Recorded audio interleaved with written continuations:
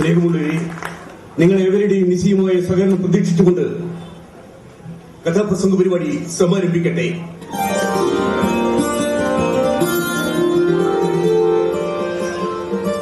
കഥ നടക്കുന്ന കാലം ക്രിസ്തു ജനിക്കുന്നതിന് മുൻപ് 71-ാം ആണ്ടിലാണ്. 2000-ത്തിലധികം വർഷങ്ങൾക്ക് മുൻപ്. പഴയ തലമുറയുടെ ഓർമ്മയുടെ അതിർവരമ്പുകൾക്കൊക്കെ അപ്പുറം പുരാതന റോമിലാണ് പ്രധാനമായും ഈ കഥ നടക്കുന്നത്. മനുഷ്യനെ പലതട്ടുകളായി വേർതിരിച്ചു നിർത്തിയിരുന്ന കാലം, ചില്ലിക്കാശ് കൊടുത്താൽ മനുഷ്യനെ വിലയ്ക്ക് വാങ്ങാൻ കിട്ടുന്ന കാലം. അന്നത്തെ സമൂഹം ആ മനുഷ്യർക്ക് ഒരു ഓമന പേര് കൊടുത്തിരുന്നു: അടിമകൾ. അടിമകൾ, അടിമകൾ. 2000-ത്തിലധികം വർഷങ്ങൾക്ക് മുൻപ് ആ അടിമകൾക്കൊരു നേതാവുണ്ടായിരുന്നു, നായകനുണ്ടായിരുന്നു. ആ നേതാവിന്റെ പേരാണ്, ആ നായകന്റെ പേരാണ് ഇന്നത്തെ എന്റെ കഥയുടെ പേര് ഹാർവാർഡ് ഫസ്റ്റിന്റെ സ്പാർട്ടക്കസ്.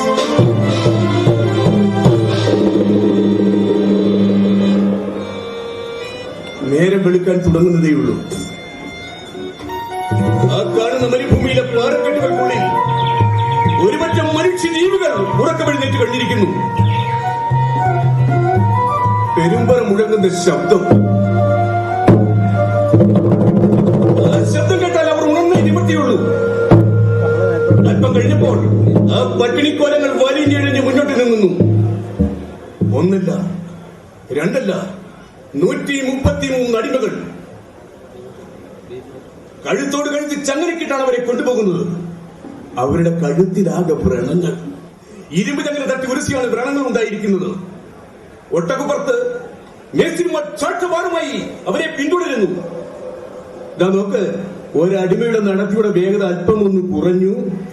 ആ മേസ്ത്രിയുടെ കയ്യിലുള്ള ചാട്ടവാർ അന്തരീക്ഷത്തിലേക്ക് ഉയർന്നു. അടി കൊണ്ടാൽ അവർ മിണ്ടാൻ പാടില്ല. അടിമയാണല്ലോ അടിമ. അടിമകൾ അടിമകൾ അവർ ചുറ്റും വരിഞ്ഞു മുറുകി ചങ്ങലകൾ. മൃഗങ്ങളാണവരവർക്ക് വേദന. ഉയരാൻ പാടില്ലൊരു നാളും, ഉയരാൻ പാടില്ലൊരു നാളും. അടിമകൾ അടിമകൾ അവർക്ക് ചുറ്റും വരിഞ്ഞു മുറുകി ചങ്ങലകൾ. മൃഗങ്ങളാണവരവർക്ക് വേദന. ഉയരാൻ പാടില്ലൊരു നാളും, ഉയരാൻ പാടില്ലൊരു നാളും. അല്പം കഴിഞ്ഞപ്പോൾ അവർ ഭീകരമായ ഒരു പൊടിപടി മുമ്പിൽ ചെന്നെത്തി.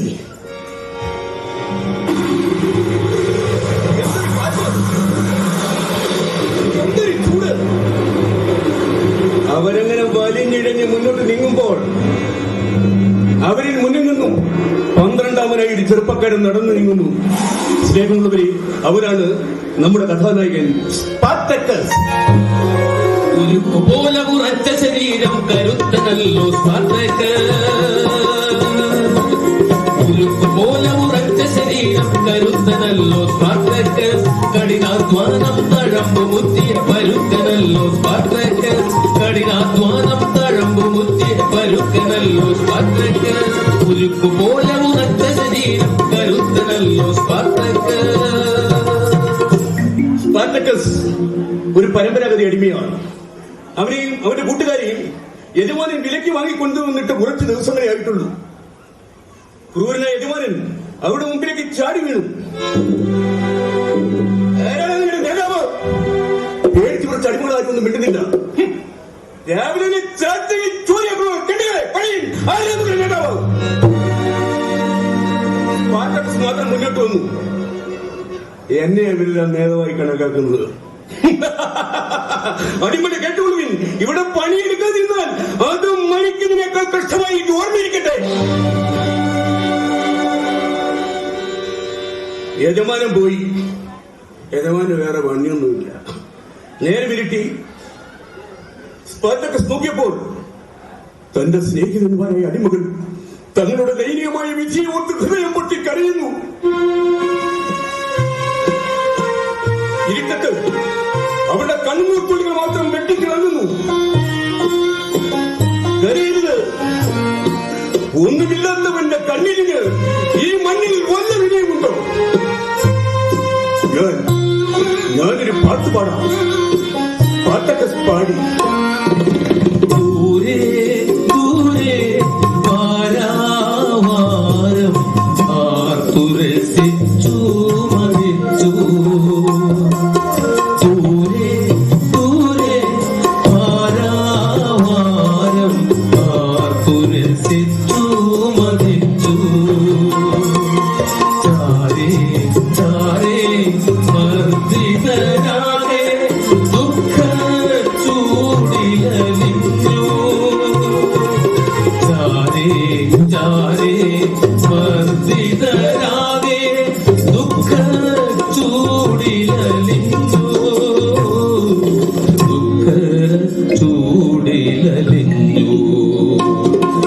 തിളച്ചുമറിയും ജ്വാലകളായി തണുക്കുമാറാം വേഗം തിളച്ചുമറിയും ജ്വാലകളായി തണുക്കുമാറാം വേഗം കരയരുതാരും കണ്ണീർ മുത്തി വിലകൽപ്പിക്കാനാരുണ്ട് കരയരുതാരും കണ്ണീർ മുത്തി വിലകൽപ്പിക്കാനാരുണ്ട് വിലകൽപ്പിക്കാനാരുണ്ട് ദൂരെ ദൂരെ പാരാവാരം ആർത്തുരസിച്ചു മതിച്ചു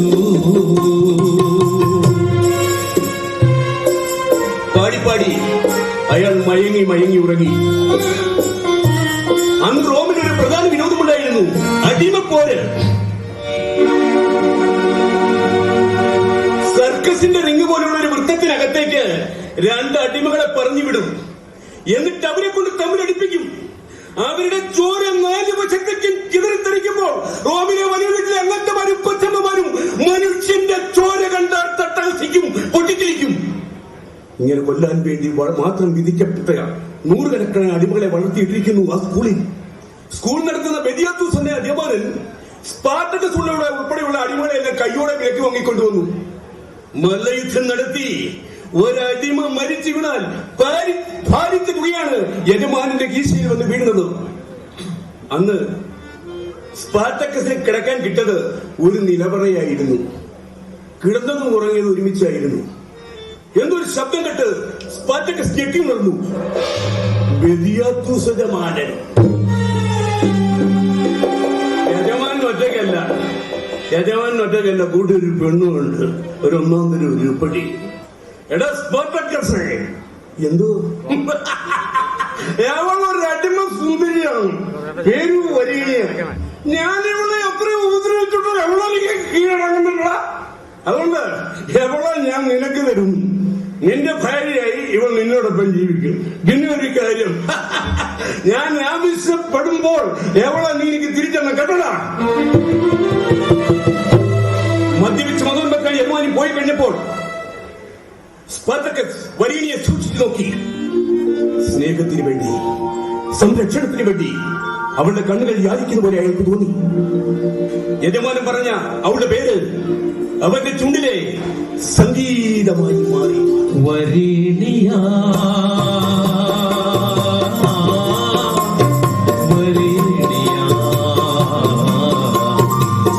സ്നേഹസ്വരൂപിണി വരീണിയ, പ്രേമസ്വരൂപിണി വരീണിയ, വരീണിയ വരീണിയ സ്നേഹസ്വരൂപിണി വരീണിയ, പ്രേമസ്വരൂപിണി വരീണിയ. ദിവസങ്ങൾ കഴിഞ്ഞപ്പോൾ വരീനിയ സ്പാർട്ടക്കസിന്റെ ജീവിതത്തിന്റെ ഒരു ഭാഗമായി തന്നെ തീർന്നു.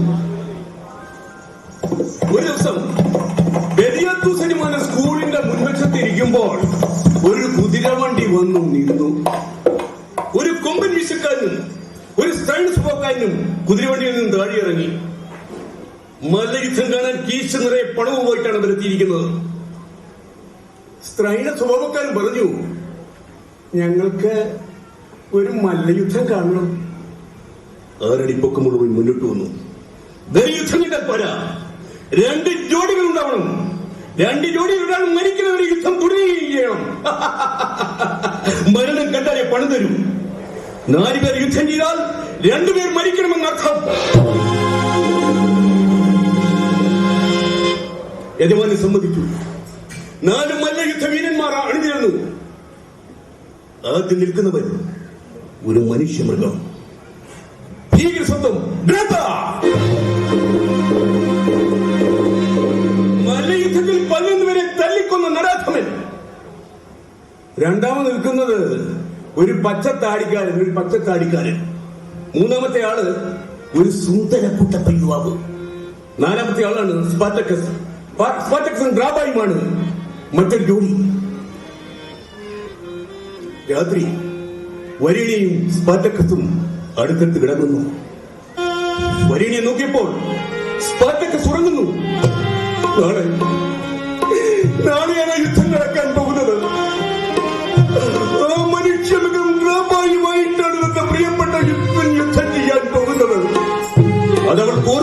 വയ്യ. പക്ഷേ മരണം വന്ന് മാടി വിളിക്കുമ്പോഴും ആ സമരധീരൻ ഉറങ്ങുന്നു. പ്രിയപ്പെട്ടവനെ, ഉറങ്ങൂ നീയുറങ്ങൂ എൻ പ്രിയതമനേ നീയുറങ്ങ്. ഉറങ്ങൂ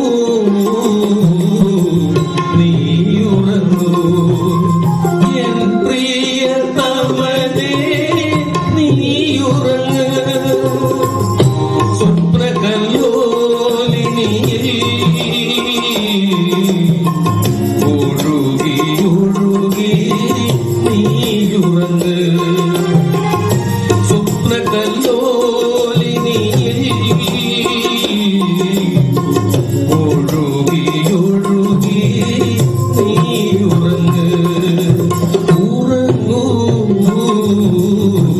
നീയുറങ്ങൂ എൻ പ്രിയതമനേ നീയുറങ്ങ്. നേരെ പുലർന്നു. അടിമകൾ അടുക്കളയിൽ നിന്ന് ഭക്ഷണം കഴിക്കുന്നു. പരസ്പരം സ്നേഹിക്കുന്നവർ പരസ്പരം കൊല്ലാൻ വിധിക്കപ്പെട്ടിരിക്കുന്നു. എല്ലാം യജമാനന് പണമുണ്ടാക്കാൻ വേണ്ടിയാണ്. ആദ്യത്തെ ജോലിയുടെ യുദ്ധം ആരംഭിക്കാൻ പോകുന്നു. പച്ചത്താടിക്കാരനും സുന്ദരനായ ചെറുപ്പക്കാരൻ തമ്മിലുള്ള ഘോരയുദ്ധം, മല്ലയുദ്ധം, ഭീകരയുദ്ധം അത് അവിടെ ആരംഭിച്ചു കഴിഞ്ഞു. തമ്മിലിടഞ്ഞു തിരിഞ്ഞു മറിഞ്ഞു കുടഞ്ഞു വിയർപ്പിലലിഞ്ഞു ചാടി വരുന്നു തരത്തിലെ വാഴ്മുന ചീറിപ്പാഞ്ഞു കുളഞ്ഞു. തമ്മിലിടഞ്ഞു തിരിഞ്ഞു മറിഞ്ഞു കുടഞ്ഞു വിയർപ്പിലലഞ്ഞു ചാടി വരുന്നു തരത്തിലെ വാഴ്മുന ചീറിപ്പാഞ്ഞു കുളഞ്ഞു. കിട്ടാനൂങ്ങി ഒരുത്തൻ വാഴ്മുന തുടങ്ങുടലപാടേ ദൂരത കണ്ടു മതിച്ചു കുളച്ചു നിമിച്ചു ഗതിച്ചവരാകെ. പച്ചത്താടിക്കാരൻ സുന്ദരനായി ചെറുപ്പക്കാരന്റെ നെഞ്ചിന് വരെ ആഞ്ഞുകുത്തി.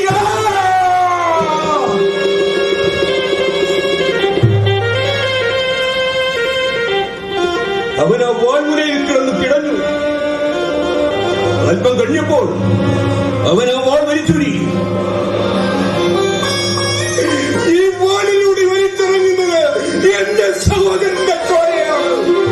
ഇനി ഞാനൊരു അടിമയെ വെട്ടുകയില്ല. പക്ഷേ ഒറ്റ കുത്തിന് ആ ചെറുപ്പക്കാരൻ മരിച്ചു കഴിഞ്ഞിരുന്നു. അടുത്ത ജോലി സ്പാർട്ടക്സും ഡ്രാബയും റിങ്ങിനകത്തേക്ക് കടന്നു. ഡ്രാബ സ്പാർട്ടക്കസിന്റെ മുഖത്തേക്ക് നോക്കി. ഞാൻ ഈ സ്നേഹസ്വരൂപനെ കൊല്ലണമെന്ന്. ഈ സ്പാർട്ടക്കസ് ഇവിടെ വന്നതിന് ശേഷമാണ് ഞങ്ങൾ അടിമകൾ പരസ്പരം സ്നേഹിക്കാൻ പഠിച്ചത്. സ്വാതന്ത്ര്യത്തിന്റെ വില എന്താണെന്ന് ഞങ്ങളെ പഠിപ്പിച്ചത് ഈ സ്നേഹസ്വരൂപനാണ്. ഞങ്ങളുടെ ജീവന്റെ ജീവനായ സ്പാർട്ടക്കസിനെ ഞാൻ എന്റെ കൈ കൊണ്ട് കൊല്ലുകയില്ല. ഇല്ല. അവൻ തന്റെ കയ്യിലിരുന്ന കുന്തം അവിടെ കാവൽ നിന്ന ഒരു റോമൻ പട്ടാളക്കാരനെ ലക്ഷ്യമിട്ട് വലിച്ചെറിഞ്ഞു.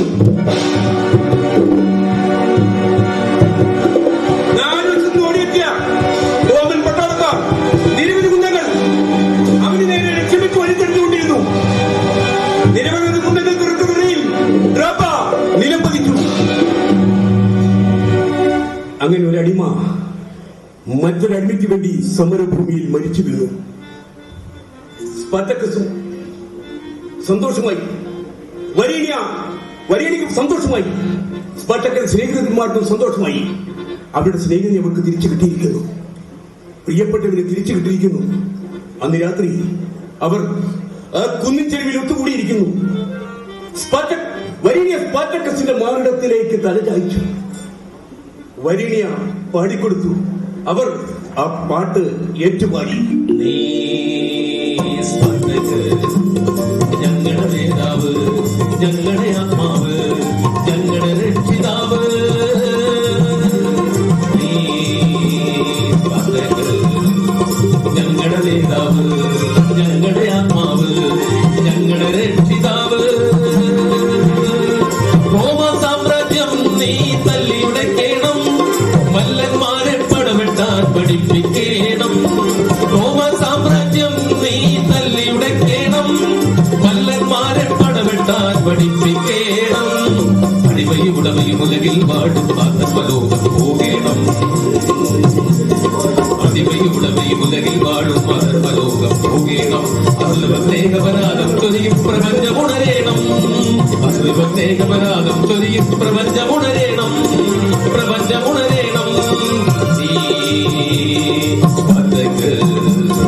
ഞങ്ങളുടെ നേതാവ് ഞങ്ങളുടെ ആത്മാവ് ഞങ്ങളുടെ രക്ഷിതാവ് സംഘടിതരായി തന്നെ റോമിലെ യജമാനന്മാർക്കെതിരെ സ്വാതന്ത്ര്യത്തിന് വേണ്ടിയുള്ള പോരാട്ടം തുടങ്ങി. ആദ്യ പോരാട്ടത്തിൽ അടിമകൾ വിജയിച്ചെങ്കിലും ഒടുവിൽ അത് സംഭവിച്ചു. സ്പാർട്ടക്കസും മറ്റടിമകളും പരാജയപ്പെട്ടു. സ്പാർട്ടക്കസും കൂട്ടരും ബന്ധിതരായി. അവരുടെ കൈകളിലേക്ക് ചങ്ങല വന്നു വീണു. ബന്ധിതരായ അടിമകളെ കോമ്പൗണ്ടിൽ അങ്ങനെ നിലത്ത് നിർത്തി. യഥാർത്ഥ സ്പാർട്ടക്കസെ കണ്ടുപിടിക്കാൻ പട്ടാളക്കാർക്ക് കഴിഞ്ഞില്ല. കൊല്ലുമെന്ന് ഭീഷണിപ്പെടുത്തിയിട്ടും വിലപ്പെട്ട പാരിതോഷികങ്ങൾ വാഗ്ദാനം ചെയ്തിട്ടും അവർ സ്പാർട്ടക്കസിനെ കാട്ടിക്കൊടുത്തില്ല. നൂറുകണക്കിന് അടിമകളെ വലിച്ചിഴച്ചുകൊണ്ട് ഒന്ന് തല്ലിച്ചെലുത്തുകൊണ്ട് ചോദിച്ചു,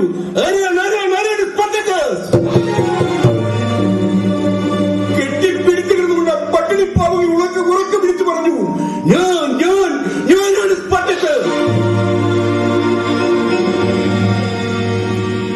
ലോകം കണ്ടിട്ടുള്ളതിൽ വെച്ച് ഏറ്റവും വലിയ സൗഹൃദം. സ്പാർട്ടക്കസിനെ കാട്ടിക്കൊടുക്കാത്തതിന് അടിമകൾക്ക് കടുത്ത ശിക്ഷയാണ് സൈന്യാധിപൻ വിധിച്ചത്. ഇവരെല്ലാം ക്രൂരമായി ക്രൂശിലേക്ക് വധിക്കുക. നിരവധി കുരിശുകൾ കൊണ്ടുവരപ്പെട്ടു. കുരിശേറ്റപ്പെടുന്നതിന് മുമ്പ് സ്പാർട്ടക്കസിന്റെ ഒരാഗ്രഹം, എവിടെ വരികയോ അവളെ അവസാനമായി നോക്ക് കാണണം. വരീണിയായും മറ്റ് സ്ത്രീകളും അല്പമകലെ നിൽക്കുകയാണ്. അവരുടെ കൺമുമ്പിൽ വെച്ച് അവരുടെ പ്രിയപ്പെട്ട പുരുഷന്മാരെ ഓരോരുത്തരെയായി കുരിശിലേറ്റുന്നു. റോബർട്ടിനെ, ഡേവിഡിനെ, മോണിമസിനെ കുരിശിലേറ്റി മനുഷ്യപുത്രനെ റോമൻ തെരുവീഥികളിൽ. കുരിശിലേറ്റി മനുഷ്യപുത്രനെ റോമൻ തെരുവീഥികളിൽ. ചുരിമണൽത്തരികളിൽ ചൂടുനിണം തളം കെട്ടി ചുരിമണൽത്തരികളിൽ ഒരു പേടി സ്വപ്നത്തിൻ നിഴലു പോലെ കുരിശിലേറ്റി മനുഷ്യപുത്രരെ റോമൻ തെരുവീഥികളിൽ.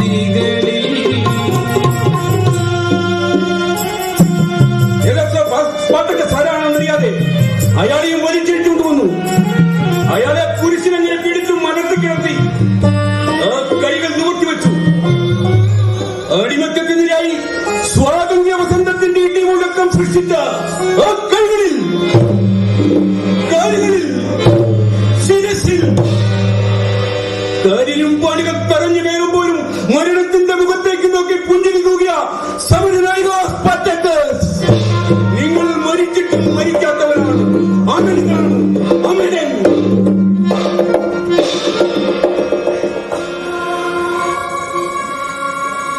സ്പാർട്ടക്കസിനെ തറച്ച കുരിശ് അന്തരീക്ഷത്തിലേക്ക് ഉയർന്നു. ആ കുരിശിലങ്ങനെ കിടന്ന് ഇഞ്ചിഞ്ചായി മരിച്ചുകൊണ്ടിരുന്നപ്പോഴും വരണിയെ പിരിഞ്ഞ അവസാന രംഗമായിരുന്നു അയാളുടെ മനസ്സുകളെ.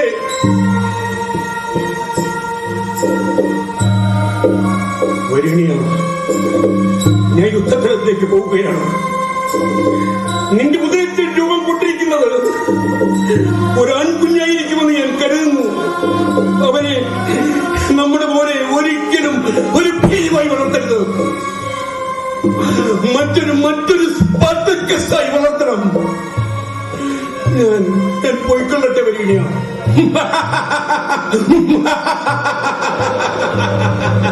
ആ കുരിശിന്റെ ചുവട്ടിൽ നിന്നും ഒരു പൊട്ടിച്ചിരി, റോമിലെ പ്രമാണിമാരുടെ മരണം കെട്ടി രസിക്കുന്ന ചിരി.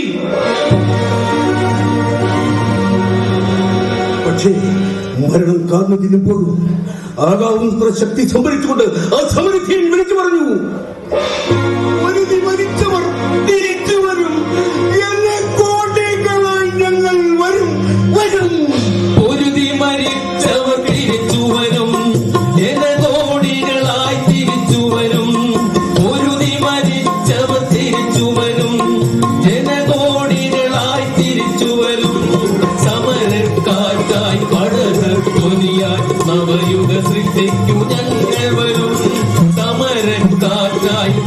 പടകത്തൊലിയായി നവയുഗ സൃഷ്ടിക്കു ഞങ്ങൾ വരും. പൊരുതി മരിച്ചവർ തിരിച്ചു വരും. ജനകോടികളായി തിരിച്ചു വരും. ആ കുരിശിലങ്ങനെ കിടന്ന് പിടഞ്ഞ് മരിച്ചുകൊണ്ടിരിക്കുന്ന സ്പാർട്ടക്കസ് അല്പം അങ്ങനെ ഒരു തേങ്ങിക്കെട്ടിൽ കെട്ട് ബന്ധപ്പെട്ട് കൺപോളുകൾ വിടർത്തി നോക്കി. ഒറ്റക്കല്ല, ഒരു ചോര കുഞ്ഞുമുണ്ട്. പ്രസവിച്ചിട്ട് അധികമായിട്ടില്ല. അവിടെ കുഞ്ഞിനെ കൊണ്ട് നിറയ്ക്കുകയാണ്.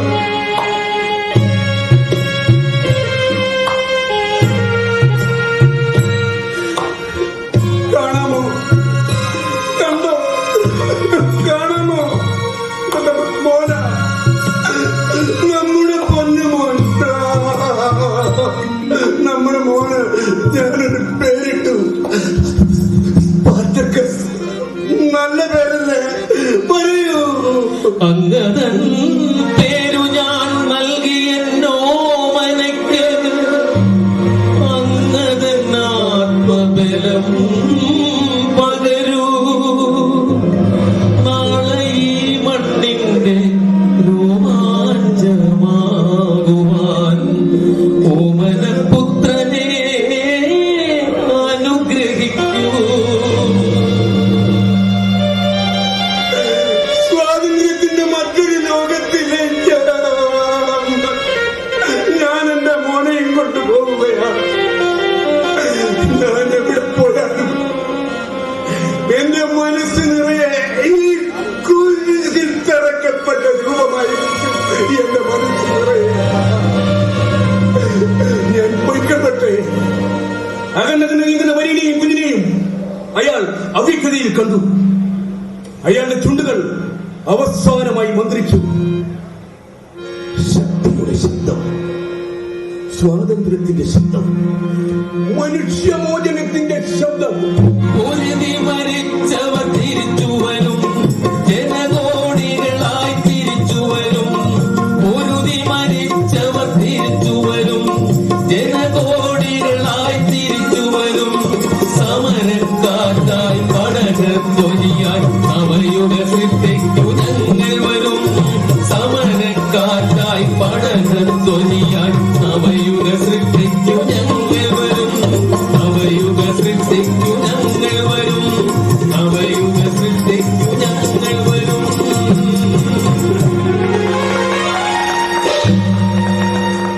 സ്നേഹമുള്ളവരെ, സ്പാർട്ടക്കസ് എന്ന കഥ ഇവിടെ പൂർണ്ണമാകുന്നു. നല്ലൊരു മനസ്സോടെ കൂടെ ഈ കഥ കേട്ടുകൊണ്ടിരുന്ന എന്റെ സഹപ്രവർത്തകർക്ക് എന്റെയും എന്റെ പാർട്ടിയുടെയും നന്ദി, കൃതജ്ഞത.